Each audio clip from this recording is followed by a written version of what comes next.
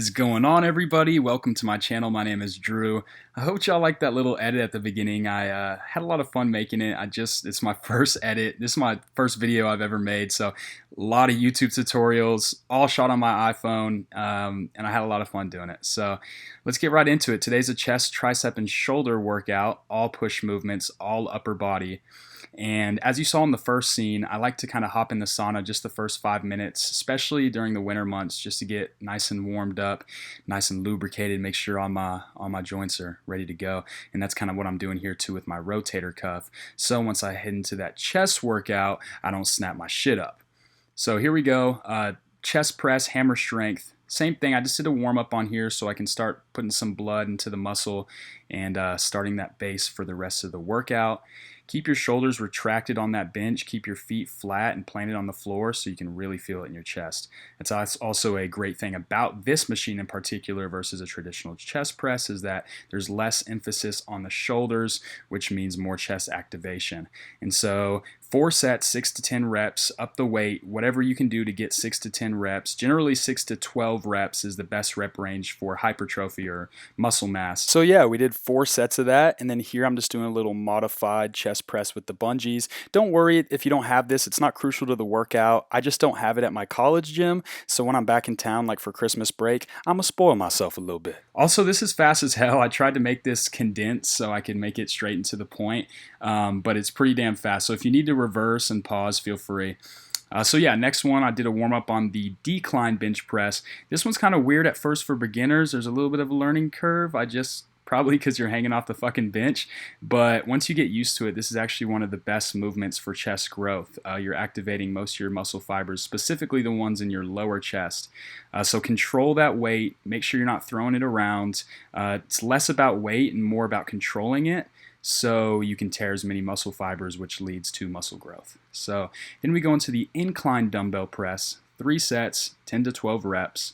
Really control that weight, find a weight that you can get those reps at, and this is kind of the form. I know my form isn't perfect, y'all, for all like the fitness experts. This is something I just like doing in my free time because it's a way for me to relieve stress. It's a therapeutic outlet for me.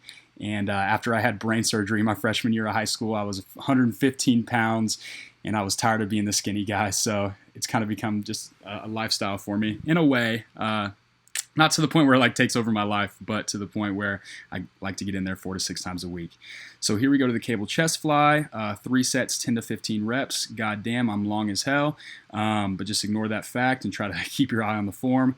This is also a great workout. And then I just finished with some close grip push-up burnout, just to really focus on burning out that chest and tri. So went next to the standing shoulder press. We're gonna do 3 sets of these, 6 to 8 reps. Probably going to have to go a little bit lighter than you usually do if you've done this movement before, because a lot of the chest movements you do, you utilize your front delt, so probably pretty gassed by now.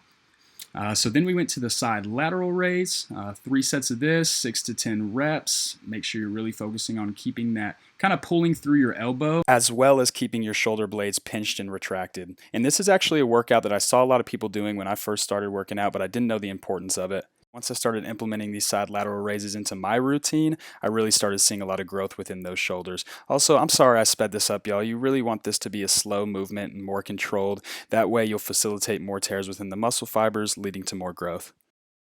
And so here we went to the assisted tricep dip. This is utilizing your front delts or on your shoulders, your chest and triceps. And what you don't see in this clip is actually a weighted assist kind of helping me push up on the bottom. This is good for beginners too if you can't do a dip yet and if you want to get higher reps.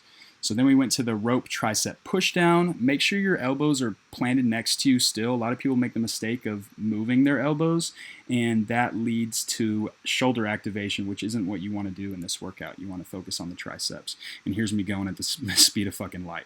So yeah, finish out that 3 sets, 10 to 15 reps. And for the final movement, we have the seated overhead tricep extension, 3 sets, 6 to 10 reps for a nice little burnout. Make sure you keep those elbows still so you can really focus on that tricep stretch and pump all that blood into the muscle. And that's it, 45 minutes to an hour spent inside the gym a couple times a week. Get in, get out, and live your beautiful life. See y'all next time.